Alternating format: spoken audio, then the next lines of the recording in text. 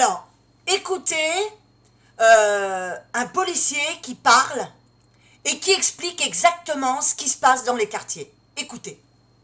Et c'est Samir qui est policier, qui est dans le Val d'Oise et qui nous a appelé il y a 7-8 minutes. Bonjour Samir. Oui, bonjour les grandes gueules. Et vous vouliez réagir à notre discussion, Samir? Oui, bien sûr.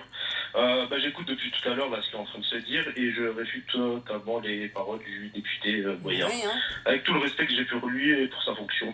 Et j'ai une question, qu'est-ce que vous répondez alors au rapport de la défenseur des droits qui dit qu'une personne d'origine africaine ou maghrébine est 20 fois plus contrôlée que la moyenne de la population? Parce qu'on a des études, on a des rapports. Il y a l'ONU aussi qui dénonce un système structurel. Alors allez-y, Samir. Ils sortent d'où?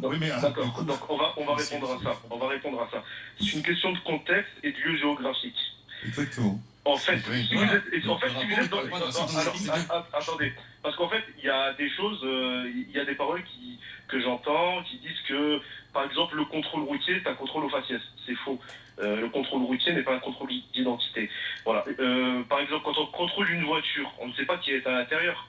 On est derrière la voiture. Et c'est quand on arrive à hauteur du conducteur qu'on voit qui est dans le véhicule. On peut tomber sur tout le monde, en fait. Mais Samir, en fait, parce que vous disiez géographique, en fait, dans ce qu'on appelle les quartiers ou les quartiers populaires, voilà. C'est là où on a concentré beaucoup de populations immigrées. Donc forcément, statistiquement, il y a plus de chances que ce soit ces gens-là qui soient contrôlés. Alors attendez, c'est ça, Samir?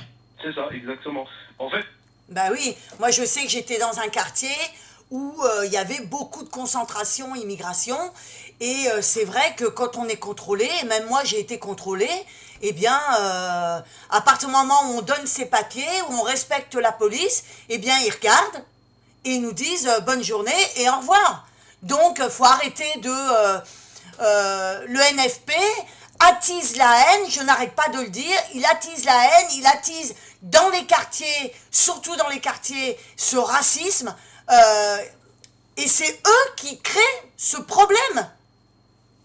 Dites-moi ce que vous en pensez en dessous de la vidéo.